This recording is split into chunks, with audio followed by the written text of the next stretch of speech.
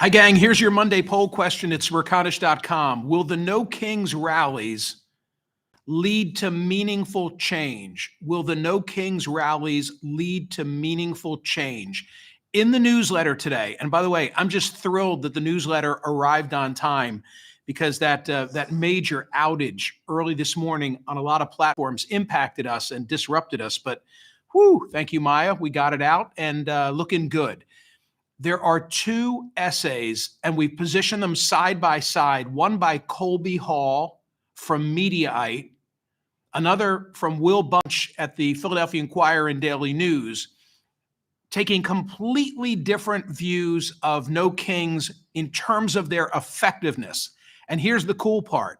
Not only are there essays in the newsletter today, both will be on the radio program today in the third hour. So you get to hear each individual make his point.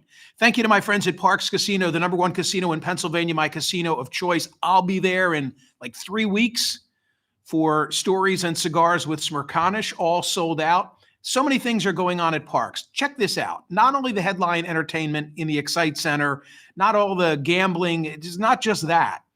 Sing-along brunches, Latin dance nights, country line dancing, comedy nights, happy hours in the Liberty Bell Beer Garden, game watch parties, Bamboo Noodle House, the Parks Grill, the best cover bands, hot slots, the sports book, and the poker room.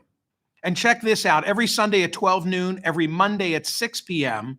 So today at 6 p.m., BetParks Sportsbook serves up the ultimate fan experience. $1 hot dogs, $3 Miller Lights, and $5 Peronis, plus wall-to-wall action on the 150-foot giant sportsbook screens. And all the headliners coming, Straight No Chaser, comedian Kim John, the Led Zeppelin tribute called Get the Lead Out, et cetera, et cetera, et cetera. Parkcasino.com, PARXcasino.com. This is how you win. You've got to be 21. Gambling problem, call 1-800-GAMBLER. A brief review of poll results since we were last together. Actually, let me go back to Friday, which seems like ages ago in this news cycle. Which indictment is the strongest? I gave you choices of John Bolton, Letitia James, and James Comey. Overwhelming. 82% of the 27,797 who voted. 82% of us said the strongest indictment among those three is Bolton.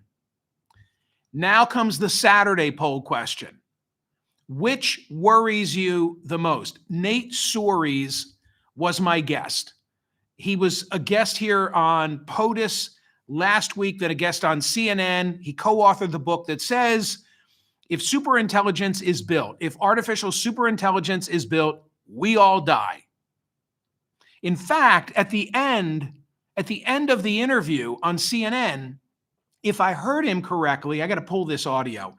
He said, for someone born today, you have a greater likelihood of being killed by artificial intelligence than graduating from high school. Woo! So I thought to myself, okay, how concerned are we about AI as an existential threat? So in the Saturday poll question, I said, which worries you the most? And I gave you choices: artificial intelligence, climate change, cybersecurity threats, nuclear war, global pandemics, and societal instability. And of 55,886 who voted, a majority, 51.52%, said societal instability, which I thought was significant, that of all those choices, a half dozen choices, that any of them would get a majority, not just a plurality. All right. So on Saturday, and I'll discuss this more on radio, I'll say that I observed. I was not there as a participant, but I observed a No Kings rally. And I had a couple of reactions. One, where I was skewed older than I would have thought. Skewed older. You think protest, you think it's more of a young person's game. So the age was something that struck me. Something else that struck me, the creativity, the inventiveness of the costumes and the signs. Some really funny stuff. And it got me wondering, because then I read and looked at images. Was it yesterday's newsletter or is it today's newsletter? One of them, I tagged a photo gallery from USA Today of pictures from all across the country, in case you haven't seen what people were wearing and what kind of signs they were carrying at these protests. And for the yesterday poll question, I asked, which is more effective, satire or seriousness? Satire or seriousness? I voted for satire. I think that humor can be biting, humor can be effective, humor can stick with you longer. And I think also of President Biden, early in the campaign against Donald Trump, coming to Philadelphia and doing the, threat to democracy, the speech in red, if you remember what I'm talking about. And it didn't work. It did not work. During the 2024 campaign, portraying Trump as a risk to democracy was just not effective. Anyway, 32,541 voted yesterday, and 57% and change said seriousness, not satire. I'm going back to the well today on No Kings because it was really significant. I mean, you had more than an estimated more than 7 million people in more than 2,600 locations around the country, all protesting Donald Trump, and not, not with one agenda item. I'm looking at the Washington Post coverage on this. The crowds, which held 2 million more people than the last No Kings in June, could be seen as a stark warning for Trump about his weakening agenda. Trump's approach to several key policy areas poll poorly: deploying the National Guard, levying tariffs on trading partners, handling of the war in Ukraine. More than 2/3 of Americans hold negative views of the economy, according to the Washington Post, despite Republicans' fervent messaging that Democrats' healthcare demands cause the current government shutdown. Early polling suggests a majority of Americans believe the president and his party are to blame. Hey, by the way, it's the 20th of October now. And we're like 10 days away from open enrollment. And when open enrollment comes, that's when I never thought the shutdown would last that long. Now it could. The longer it lasts, the worse hand Republicans hold, because you get closer to the realization of many Americans that their health insurance premiums are going to go up, some significantly. That's when the rubber will meet the road in this debate. But let me just stick with No Kings, if I may, for a moment.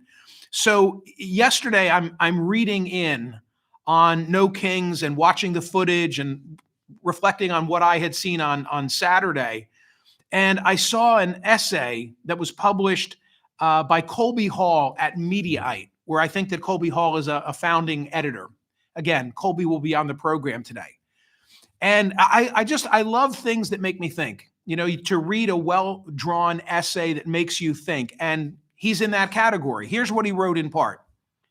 Saturday saw the latest No Kings protests draw a reported 7 million peaceful demonstrators around the nation. That's very good for organizers, as attendance is growing. But this might also be a problem. Not because the marchers aren't sincere, they are. Not because moral clarity doesn't matter, it does, but because every protest that doesn't lead to organization might be worse than no protest at all. It gives the feeling of agency without the fact of it. It lets us post, share, and check the box marked, I did something, while the machinery of power keeps humming unbothered. This is the trap of protest in the age of the algorithm. It's not that demonstrations are performative. All politics involves performance, but that performance has become the point. The march happens, the signs get photographed, the videos go viral, and everyone goes home feeling like they participated in democracy. Meanwhile, nothing changes except your feed, which has already moved on. I read that and I thought, wow, that's true. What came from this other than 7 million people mingling around the country in opposition to the president's agenda? And by the way, I don't believe they hate America. I thought that was foolish of Mike Johnson to say. I saw the faces, I saw the signs, I saw the costumes in at least one little microcosm. These are patriots, and they're pissed. and they want change. But to Colby Hall's point, are they going to get change because they came out on that one day? Is anything going to come from this? He's dubious. Then, later in the day, Will Bunch, writing for the Inquirer and Daily News. Here's what he says, and he'll be on radio with me today as well.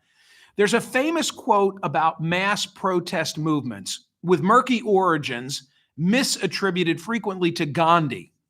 It says, first they ignore you, then they laugh at you, then they fight you, then you win.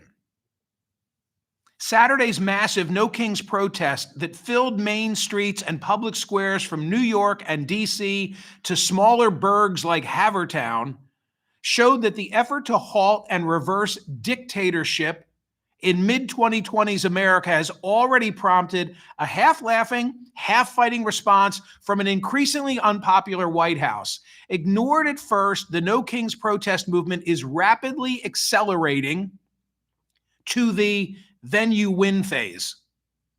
Indeed, the over-the-top alarmism from Republicans like Mike Johnson, who called it a Hate America rally, or Texas Governor Greg Abbott, who called up his state's National Guard in Austin to pump up a ridiculous narrative about rock-throwing radicals instead of the peaceful, joyous events in 2,700 locales, proved that No Kings struck a raw nerve. And then Will Bunch goes on to make his point that this is the way, historically, change has occurred.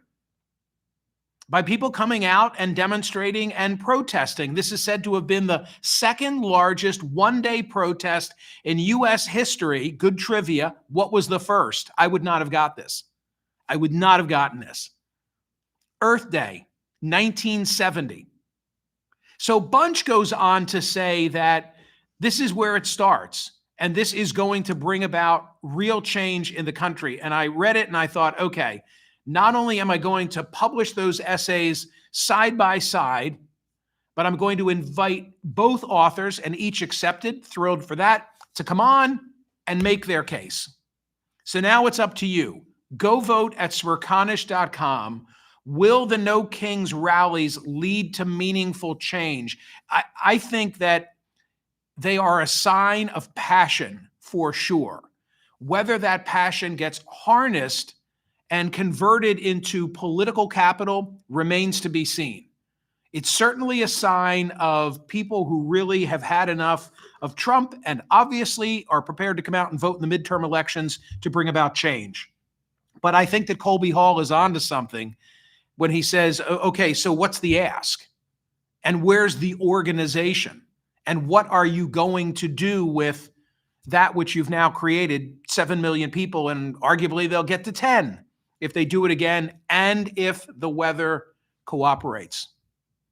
Go vote at Smerconish.com. Please subscribe to my YouTube channel. Subscribe to my YouTube channel. Episode 5 of The Mingle Project is coming this week. I am so excited about it. Frankly, episode 6 is coming next week. I'm really excited about that too, because I've got 2 stellar guests. I'll say more about that later. Please subscribe to my YouTube channel. Like and subscribe, I should say, and set yourself up for notifications. I don't want you to miss a thing. I don't want you to miss a thing. I'll see you on radio, and thank you. See you.